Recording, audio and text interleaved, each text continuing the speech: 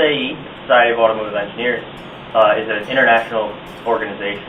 They put on many different collegiate level competitions, and one of them is Baja. Baja is essentially an off-road vehicle that teams are required to design, build, and compete with on their own. This year, our goals focused around improving last year's vehicle.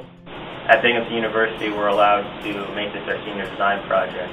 So after analyzing last year's vehicle, we decided on some key areas that we wanted to improve, and we were going to design those for class, as well as get the car ready for competition. The overall goals of the drivetrain team were to minimize power loss of the drivetrain. We did this by introducing a new CVT, which has a larger ratio, allowing for both a more optimal acceleration, but still a necessary top speed. And we also introduced a new differential, which has a locked, open, and neutral position on it. And finally, we eliminated one of the chains in the drivetrain setup. Our main goals on the safety and cockpit team were to protect the driver from any outside debris or heat from the engine, and also make it as comfortable as possible to drive the car.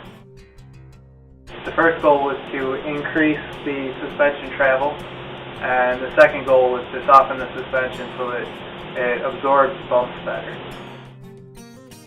My role in the drivetrain team was to give my input on various decisions throughout the year and to help put the drivetrain together. As safety and cockpit team lead, I was in charge of coordinating everyone and all the builds for the safety and cockpit team, as well as heading up the body panels, skid plate, and steering. I did the linkage design and analysis for the rear suspension and basically laid it out and mocked it up. Learning how to weld can be time-consuming as well as tricky. A lot of practice, guidance, and research. We were able to get enough experience with it on our own to be able to do as best as we can.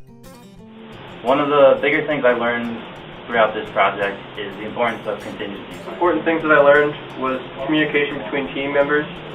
Where everything interacts, it gets very complicated, so if you don't keep it in constant communication, you could have one thing change that's going to throw off everything else, and nothing's going to fit together right. I think one of the most important things that I learned was the importance of having other engineers, other people to bounce ideas off of, and to point out the areas that you're making stupid mistakes before you get too far down the design road.